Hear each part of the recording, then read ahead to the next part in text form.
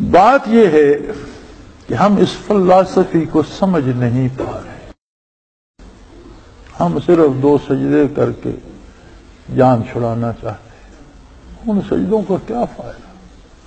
وہ فرماتا ہے یہ سجدے تیرا میرا لین دین ہے، اگر میرا ایسا تو سارا بھی کھا گیا تو میں معاف کر دوں، میری ذات کو میری عظمت کو کوئی فرق نہیں، لیکن جو معاملہ تیرا میری مخلوق کے ساتھ ہے وہ میں نہیں چھوڑوں گا، پھر اسی سے معافی مانگتے پھرنا. میرا اور آپ کا کردار 6 کھرب انسانوں کے ساتھ ہے، دنیا کی ساری مخلوق کے ساتھ ہے، جانوروں، سمندری جانوروں اور فضائی جانوروں کے ساتھ ہے، کائنات کے ساتھ ہے، زمین اور آسمان کے ساتھ ہے. فرمایا وہاں جو غلطی کرے گا اس کا اثر جہاں تک جائے گا معافی ان سے مانگنی پڑے گی. یوم حشر کو تلاش کرنا کہ میری گناہ کی نوسط کہاں تک پہنچی، کس کس کو کیا ایذا ہوئی، کس ماں کا جگر گوشہ چھن گیا، کس غریب کا گھر جل گیا، کس شہر پہ بجلی گری، اس کا سبب کہیں میں تو نہیں تھا. پھر بخشوانا آسان نہیں رہے گا. تو معرفت حق ہی یہ ہے لِيُظْهِرَهُ عَلَى الدِّينِ كُلِّهِ. میں نے فرمایا ہر کام کے کرنے کا ڈھنگ اور سلیقہ بتا کر اور اسی سلیقے اور طریقے کو دین برحق بنا دیا، عبادت بنا دیا. وہی مطلوب ہے تم سے، وہی معبود چاہتا ہے کہ میری مخلوق اس طرح سے میری عبادت کرے. اس نے گواہ کا نام اسے دیا جو جان لٹا دیتا. شہید کیا ہوتا ہے؟ صرف عربی کا لفظ ہے نا، اردو میں اسے گواہ کہتے ہیں. شاہد، شہید سب گواہ کو کہتے ہیں نا. تو اللہ فرماتا ہے اس نے میری عظمت کی گواہی دینے کا حق ادا کر دیا کہ میری عظمت پہ اپنی جان نچھاور کر دی. موت ہار گئی، یہ جیت گیا. وَلَا تَقُولُوا لِمَن يُقْتَلُ فِي سَبِيلِ اللَّهِ أَمْوَاتٌ. میری راہ میں جو کٹ مرا، نہیں یقتل، قتل کا فعل تو بدن پہ صادر ہوتا ہے، بدن کٹتا ہے، چھلنی ہوتا ہے، گولیاں لگتی ہیں، بم لگتے ہیں، تلوار سے کٹتا ہے.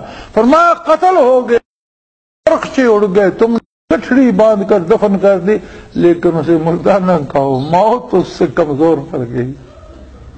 بل احیاء، زندہ تو وہی ہے جو شہید ہے،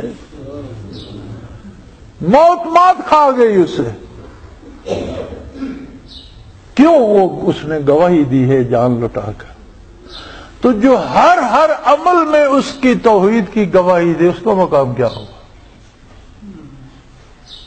جو بات کرنے میں احساس کرے کہ کہیں اس کی مرضی کے خلاف تو نہیں روئی، جو کام کرنے میں جسے اللہ یہ درد دے دے کہ اس کے خلاف تو نہیں جا رہا، جو سیاست کرنے میں جسے اللہ یہ درد دے دے کہ اللہ کی مخلوق پر زیادتی تو نہیں ہے، حکومت و اقتدار و اختیار میں جس کے دل میں یہ درد دے دے کہ کہیں کسی کی حق تلفی تو نہیں ہو.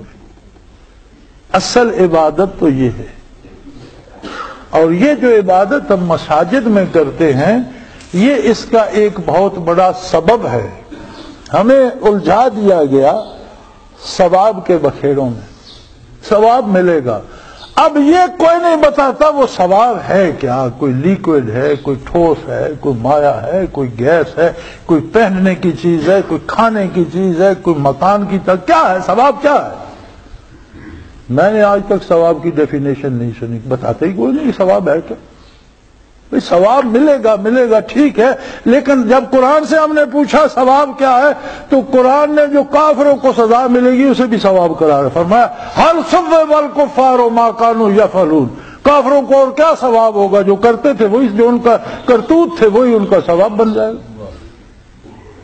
قرآن نے ہمارا ترا نکال دیا. اس نے کہا بھائی جو کافر کرتوت کرتا ہے اس کا جو بدلہ اسے ملے گا وہ ثواب ہے. اس کا مطلب ہے مومن جو کرتا ہے اس کا جو بدلہ ملتا ہے وہ ثواب. بدلہ کیا ملتا ہے؟ عبادات کا بدلہ کیا ملتا ہے؟ مولوی صاحب نے کہا ادھار کرتا ہے اللہ، ادھاری مذہبی کمال ہے.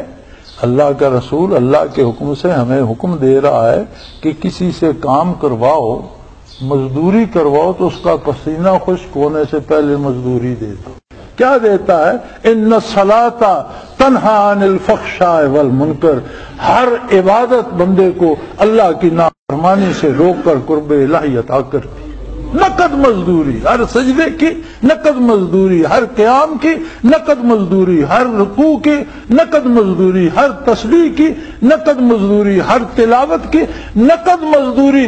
کہ جب بھی کوئی اللہ کا نام لیتا ہے تو کسی گناہ میں غرق ہونے کی بجائے نیکی کی طرف چل پڑتا ہے. یہی مزدوری ہے.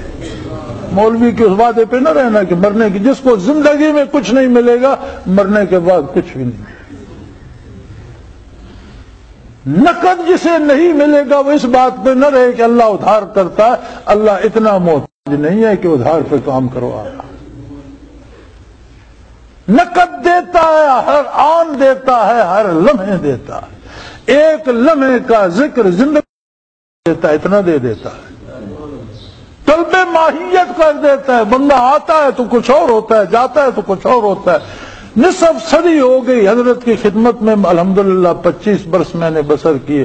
اب 25 برس حضرت کے بعد ہونے کو آئے ہیں. نہ کسی سے حضرت رحمت اللہ علیہ نے کہا کہ داڑھی رکھو اور لباس اسلامی بنو، اور نہ آج تک میں نے کہا ہے. نہ کسی کے ساتھ یہ سلوک کیا کہ یہ حضرت آئے تو ان کی شیب ہوئی ہے، ان کی عزت کم کی جائے، یا انہیں ذکر میں نہ بٹھایا جائے، یہ توجہ کم. کبھی نہیں. یہ ہمارا مسئلہ نہیں ہے. ہمارے پاس اللہ کی امانت ہے، اللہ کے نبی کی امانت ہے، برکات نبوت ہے، اور ہر مسلمان کا اس پر حق ہے. وہ گناہگار ہے یا نیک، وہ داڑھی مناتا ہے یا رکھتا ہے، وہ پتلون پہنتا ہے یا سلوار. یہ ہمارا مسئلہ نہیں ہے، یہ اس کا مسئلہ ہے، اس کے رب کا مسئلہ ہے.